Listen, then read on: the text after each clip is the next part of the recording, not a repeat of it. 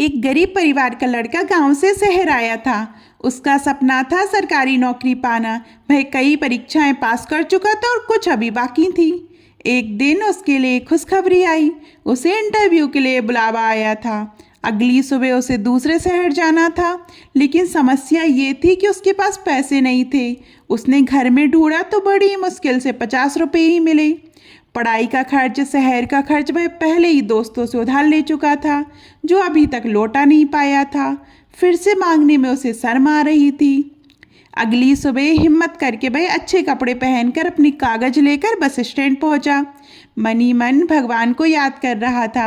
हे भगवान, अब आप ही कुछ रास्ता दिखाइए। वह सोच रहा था कि शायद कोई जान पहचान वाला मिल जाए, लिफ्ट मिल जाए, किसी तरह वह इंटरव्यू तक पहुंच जाए। लेकिन बस स्टैंड पर कोई पहचान वाला नहीं मिला। बस में चढ़ने के लिए किराया चाहिए था, जो उसके पास नहीं था। वह निराश और उदास होकर बाहर निकल आया।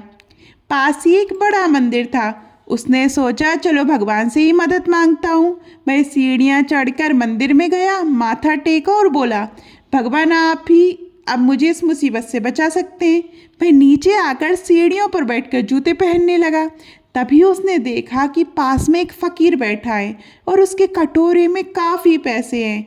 लड़की ने मंदिर की ओर देखकर कहा, वाह भगवान, जिन्हें ज़रूरत नहीं उन्हें इतना दे दिया, और जो सच में ज़रूरतमंद है उसे खाली हाथ छोड़ दिया। फकीर ने उसकी बात सुन ली। उसने पूछा, बेटा क्या बात है, परेशान लग रहे हो, क्या मैं मदद कर सकता हूँ? लड़की ने कहा, बाबा आप मेरी क्या मदद करेंगे, आप तो खुद मांग कर खाते हैं।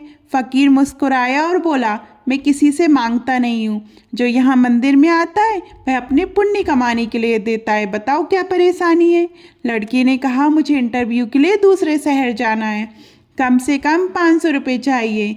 फकीर ने बिना सोचे अपने कटोरे के पैसे उसे दे दिए और कहा, ले जाओ बेटा, मुझे ज़्यादा ज़रूरत नहीं है, मैं दिन में एक बार खा लेता हूँ। कुछ पैसे दवा के लिए रख लूँगा, बाकी शाम को मंदिर में चढ़ा दूँगा। लड़का भावुक हो गया। उसने पैसे लेते हुए कहा, बाबा नौकरी लगते ही सबसे पहले आपका कर्ज चुकाऊंगा।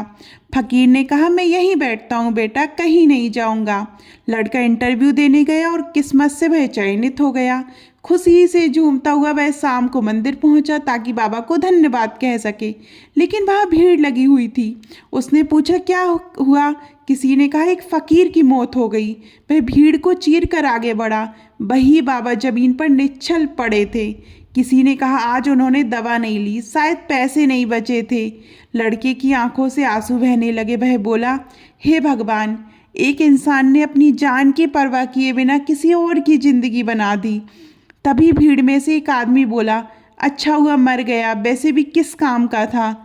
लड़का सोच में पड़ गया। दुनिया में दो तरह के लोग होते हैं, एक वो जो दूसरों के लिए जीते हैं और दूसरे वो जो दूसरों की कीमत नहीं समझते।